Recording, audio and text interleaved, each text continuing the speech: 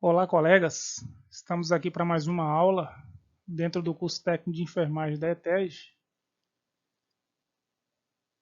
E hoje nós daremos prosseguimento ao módulo de unidade de terapia intensiva com de uns procedimentos importantes, técnicos.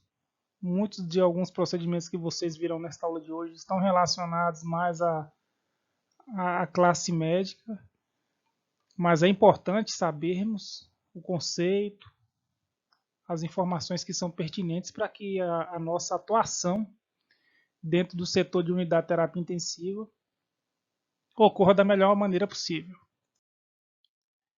E uma das técnicas e procedimentos que a gente inicia essa aula é falando da intubação endotraqueal. Vocês devem estar ouvindo falar muito neste procedimento, pois estamos num momento de pandemia e muitas vezes vocês devem ouvir por aí que tal pessoa foi intubada. Então, o que seria essa intubação? Essa intubação nada mais é do que um comprometimento de respiração que a pessoa apresenta, pois o vírus Covid, dando como exemplo essa afecção viral, ela provoca uma diminuição da capacidade respiratória em algumas pessoas. E quando essa autonomia ela encontra-se comprometida, é necessário realizar esse tipo de procedimento. Então, o que seria essa intubação endotraqueal? Seria a passagem de um tubo através da boca ou do nariz até a traqueia. Está indicada nos casos em que deseja manter as vias aéreas eficientes. Também neste caso, ela serve também para aspiração de secreções traqueobrônquicas e trata-se de uma ventilação assistida, mecânica, como eu disse, controlada por pressão positiva, ou seja, é destinado o oxigênio para que seja realizada essa perfusão de forma automática mecânica. Evitar a aspiração de conteúdo gástrico e diminuir o espaço morto anatômico e o trabalho respiratório. Ela pode ser realizada através das narinas, pela via nasotraqueal ou pela boca, pela via orotraqueal. Ou ainda através da abertura na parede da traqueia, que é a transqueal, que é um procedimento que a gente vai falar logo mais à frente. Aqui nós temos algumas imagens. Aqui está sendo realizado um procedimento de intubação orotraqueal, porque está utilizando a boca como via. E aqui nós temos nessa imagem do meio, nós temos uma ilustração nos mostrando que esse dispositivo ele promove a abertura da boca da pessoa para que seja passada a via ou um catéter, onde este catéter levará oxigênio aos pulmões da pessoa, através da traqueia. E após a intubação, nós temos esta imagem, que é o paciente já intubado e recebendo através desta mangueira o oxigênio.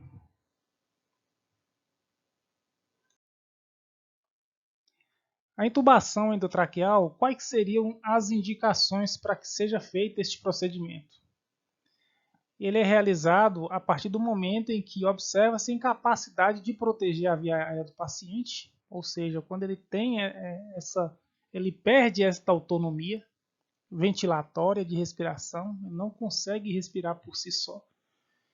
E aí ele deve ser sedado. São administrados medicamentos sedativos para que a pessoa entre em um coma, coma induzido neste caso, para que seja possível ele receber este aporte de oxigênio. Indicação também é paciente grave com problema de oxigenação, que necessita de administração de altas concentrações de oxigênio, como havíamos dito.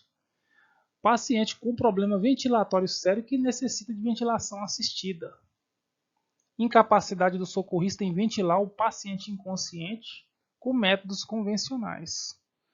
Os métodos convencionais são aqueles métodos, quem conhece aí na aula de, quem deve lembrar na aula de urgência e emergência, nós temos aquele AMBU, ele promove uma ventilação mecânica quando a pessoa encontra-se em um estado de socorro, e aí a gente promove aquela ventilação mecânica por um determinado tempo.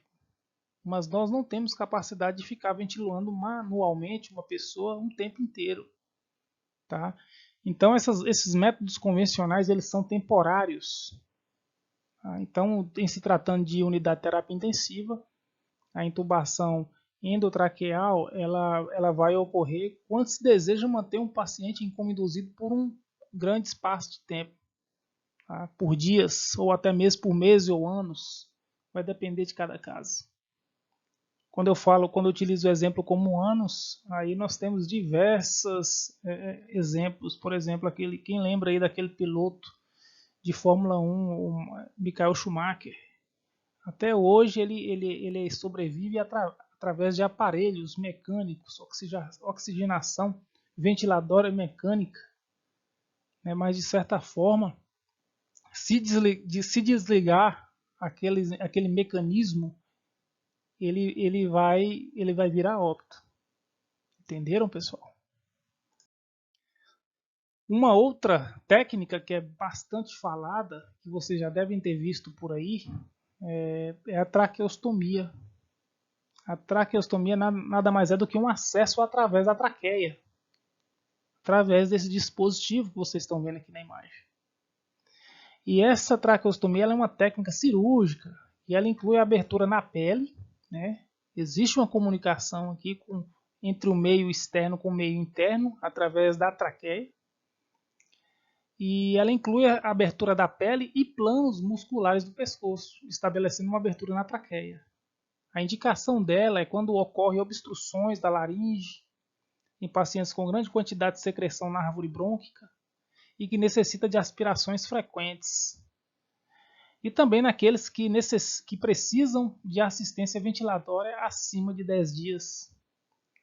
Quando a canulação orotraqueal é substituída pela traqueostomia, neste caso aqui é quando essa assistência ventilatória supera, pessoal, os 10 dias. Então passou de 10 dias, essa canulação orotraqueal, que é através lá da boca da pessoa, ela é substituída pela traqueostomia.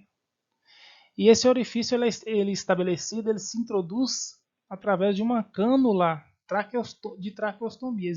Existe uma cânula que dá acesso a esta abertura, e aí conseguimos, é possível conseguir a administração de oxigênio por esta via. Existem alguns cuidados com a fixação na cânula. Ao colocar o cadarço, certifique-se de que a cânula não se desloque e solicitar ajuda se caso haja esse deslocamento de outra pessoa para firmar a cânula, enquanto o cadarço estiver sendo posto. O cadastro é um dispositivo que fixa a cânula à abertura traqueostômica. Isso vocês vão conhecer melhor durante a prática de estágio, que vocês vão ter oportunidade de vivenciar este momento. Realizar a troca de cadastro sempre que estiver sujo ou úmido. Então esse cadastro ele tem uma vida útil, né? Mesmo sendo relacionado à higiene, quanto mesmo à utilização do mesmo no paciente. O uso do avental, máscara e óculos é importante para que possamos nos proteger das secreções que a via traqueostômica possa nos colocar em risco. Então a gente tem que estar protegido com óculos, com máscara, com luva, com gorro, com avental, para que possamos proteger das secreções que possivelmente, né, possa nos atingir durante o cuidado. Atenda o portador de traqueostomia colocando-se ao seu lado.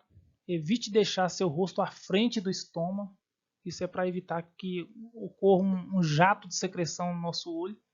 mesmo assim estarem desprotegidos com óculos, mas é importante esse posicionamento correto. O cliente pode apresentar episódio de tosse inesperado. Oriente-o quanto aos cuidados durante a tosse. Mantenha as toalhas ou lenços de papel ao alcance do cliente e também o recipiente ou saco descartável para receber lenços ou toalhas utilizadas. Esses são os cuidados básicos aqui que a gente tem que ter com a fixação da cama. O transporte do paciente, pessoal, ele é importantíssimo. Ele é importantíssimo em se tratando de unidade de terapia intensiva. Esse transporte de paciente grave, muitas vezes, nos gera uma ansiedade, porque esse transporte, muitas vezes, ele requer tempo mínimo. E quando esse tempo mínimo de transporte é exigido, pode ser que surjam possíveis acidentes, pequenos acidentes ou então graves acidentes. Então vamos dar o conceito aqui de transporte de paciente grave antes da gente colocar alguns exemplos. Define-se transporte intra-hospitalar como a transferência temporária ou definitiva de pacientes por profissionais de saúde dentro do ambiente hospitalar. Define-se transporte interhospitalar quando a transferência de paciente entre unidades não hospitalares ou hospitalares de atendimentos às urgências e emergências. Então, o que acontece? Aqui, vamos completar aqui. Urgências e emergências, unidades de diagnóstico, terapêutico ou outras unidades de saúde que funcionem como bases de estabilização para pacientes graves ou como serviço de menor complexidade, de caráter público ou privado. O que seria esse transporte intra-hospitalar? Seria o transporte de um paciente dentro de um mesmo hospital para um setor diferente. Vamos supor que esse paciente ele foi submetido a um procedimento cirúrgico, ele foi destinado para a sala de recuperação pós-anestésica, só que na sala de recuperação pós-anestésica ele teve que retornar novamente para a sala de cirurgia. Então, esse tipo de transferência ele ocorreu dentro de um mesmo hospital, só que de um setor para o outro, ou seja, foi uma transferência intra-hospitalar. O transporte interhospitalar ele pode ser de um hospital para outro, pode ser de uma unidade móvel de urgência e emergência, que é o SAMU, para o hospital. Pode ser também de uma, como deu aqui um exemplo, unidade de diagnóstico. O paciente pode estar numa clínica, ele saiu do hospital, foi para uma clínica de diagnóstico de imagem, fazer um raio-x ou um ultrassom, uma tomografia. Só que nesta unidade de terapia de diagnóstico, houve uma complicação durante o exame. E ele precisa retornar novamente para o hospital. Então, quando a gente pega, ele saiu do hospital e foi para um outro hospital, ou foi para uma outra unidade de terapia diagnóstica, ou chegou no hospital proveniente do SAMU, isso são tipos de transportes interhospitalar. São transportes de estabelecimento assistenciais de saúde diferentes. E o cuidado que se deve ter com o paciente é total, a ponto de evitarmos, melhor dizendo, que essa maca caia e gire de lado, o paciente balance muito, porque tudo isso pode vir a complicar ainda mais a saúde do nosso paciente.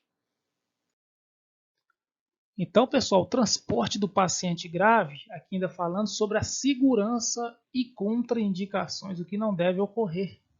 Tá? Considera-se o transporte seguro quando a equipe multidisciplinar responsável pelo paciente sabe quando fazê-lo e como realizá-lo. Ou seja, deve haver indicação para o deslocamento e principalmente planejamento para fazê-lo. Mesmo que ocorra uma exigência de tempo mínimo de transporte, nós temos um tempo para planejamento. Nada é feito por acaso, tudo é mapeado. Toda a geografia ela tem que ser levantada e discutida em equipe para que nós possamos minimizar os riscos sem levarmos em consideração também o monitoramento do tempo. Tá? Nós temos que planejar, mas também não devemos perder tanto tempo nesse planejamento. Então existe um consenso, existe uma lógica, existe uma organização ou até mesmo uma sistematização, algo já planejado para esses tipos de ocorrências que podem vir a acontecer. A equipe já é preparada para quaisquer tipo de situação. Se assegura a integridade do paciente, evitando o agravamento de seu quadro clínico. Há treinamento adequado da equipe envolvida, como eu disse. Todos os profissionais encontram-se preparados, desenvolvendo habilidade no procedimento. Ou seja, pessoal, nesse treinamento ele ocorreu com simulações. É muito comum a gente ver aí por aí o SAMU treinando, o bombeiro treinando. E nada é diferente da equipe de unidade de terapia intensiva. Entendeu? Então, há uma rotina operacional para realizá-lo. Há uma rotina. Certo, pessoal? Ainda sobre o transporte paciente grave, são consideradas contraindicações para o transporte paciente. Incapacidade de manter oxigenação e ventilação adequadas durante o transporte ou durante a permanência no setor. Então, pessoal, se tratando desse caso aqui, quando a gente observa que é incapaz manter a oxigenação deste paciente, ele não deve ser transportado. Incapacidade de manter performance hemodinâmica durante o transporte ou durante a permanência no setor de destino, pelo tempo necessário. Então, a performance hemodinâmica também ela deve ser mantida. Tá? Incapacidade de monitorar o estado cardiorrespiratório durante o transporte ou durante a permanência no setor de destino, pelo tempo necessário. Então, vocês podem perceber, pessoal, que a performance relacionada à oxigenação, à hemodinâmica, ao estado cardiorrespiratório, ele deve ser monitorado, ele deve ser levado em consideração. Nós temos que ter dispositivos que mantenham esses indicadores, vamos dizer assim, de vida, para que possamos assegurar um transporte de segurança. Tá? E tudo isso é monitorado. Incapacidade de controlar a via aérea durante o transporte ou durante a permanência no setor de destino pelo tempo necessário. É uma outra contraindicação. Número insuficiente de profissionais treinados para manter as condições acima descritas durante o transporte ou durante a permanência do setor de destino. Exemplo, médico, enfermeiro, fisioterapeuta, técnico de enfermagem, auxiliar, condutor de transporte. São profissionais que fazem parte desta atribuição, que é o que? Transportar um paciente grave com segurança. Ok, pessoal? Quando a gente fala de unidade de terapia intensiva, a gente fala também da probabilidade, né, do risco que se tem do paciente vir a óbito. E quando chega esse momento, é um momento de tristeza para a equipe, é um momento de tristeza para a família, E neste momento, a enfermagem tem papel importantíssimo, pois a equipe deve realizar, do ponto de vista técnico, levando em consideração a morte do paciente naquele setor, e muitas vezes esse setor encontram-se também outros pacientes, a gente deve realizar um trabalho rápido, de forma silenciosa, procurando fazer com que os demais pacientes não fiquem afetados pelo falecimento. Então a gente deve agir de forma respeitosa em todo o procedimento, pois é um momento crítico, é um momento triste. É muito comum em alguns setores do hospital, os próprios pacientes, eles fazem amizade uns com os outros. Então, quando há uma morte de um paciente, nós ficamos tristes. O paciente ao lado que está debilitado fica triste. O nosso apoio psicológico é importantíssimo, nosso preparo, nós também temos que estar preparados. Nós sentimos, nós nos apegamos também aos nossos pacientes. Nós temos que ser fortes, passar essa segurança também para os demais e entender que foi feito de tudo e não foi possível. Dentre esses cuidados, pessoal, o que a gente tem? A gente procurou listar aqui os principais, né? Proporcionar ao paciente atendimento religioso, se for este o caso. Nem toda a pessoa tem uma religião, segue uma religião, ou a religião permite que seja realizado ou feito algo naquele momento. Então a gente tem que respeitar. Se a pessoa possui uma determinada religião e neste momento a gente tem que seguir o que ela deseja, o que é melhor para ela. Permitir a entrada da família, segundo as normas estabelecidas na unidade, mas flexibilizando-as nestes momentos. A gente sabe que o setor no hospital ele é bastante seguro do ponto de vista de mantermos principalmente a limpeza, o deslocamento de pessoal, o silêncio. Então nós temos algumas restrições. O hospital tem as suas restrições, o hospital tem os seus protocolos. Ele tem os protocolos de quantas pessoas deve estar naquele setor em um determinado momento. Então nós observamos muitas regras e essas normas estabelecidas na unidade, elas existem, mas em se tratando de um enfrentamento, de um momento fatal, né, uma morte, a gente tem que flexibilizar. A gente tem que acolher a família. Verificar se o médico certificou o óbito. É uma outra atribuição que podemos, né, certificar. Retirar as drenagens, catéteres, sondas. Limpar o corpo, mobilizando com cuidado e respeito. Tampar os orifícios naturais e artificiais com algodão. O paciente foi submetido a um procedimento cirúrgico, ele encontra-se com muita incisão ou cortes cirúrgicos. A gente tem que promover esse cuidado. Mudar a roupa de cama, colocando um lençol debaixo e o que irá embrulhar o corpo.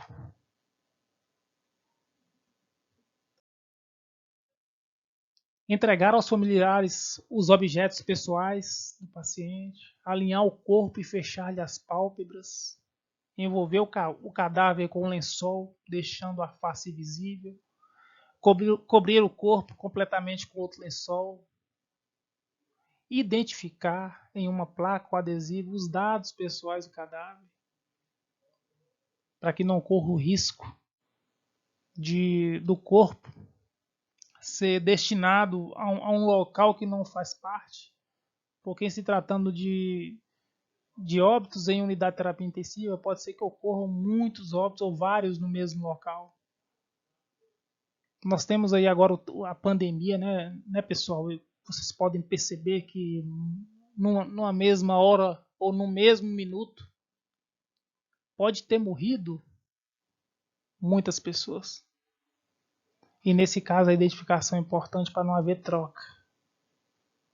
Avisar os funcionários que irão fazer o transporte até o necrotério. Recolher a roupa e os materiais em sacos. Se a patologia do paciente é infecciosa, a roupa e objetos deverão ser recolocados em sacos apropriados e destinados a um setor, a um lixo contaminante, passivo de infecção.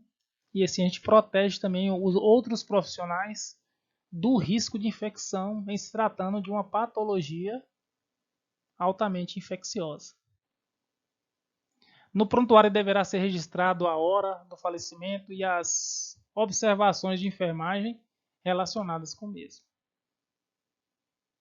Este momento é um momento em que temos que ser fortes e propiciar um acolhimento, um momento de luto, com muito carinho para aquela pessoa que tá perdendo um ente querido, ou a família que está perdendo aquele ente querido. Essas são as nossas bibliografias, as nossas referências. E é isso, pessoal. Até a próxima.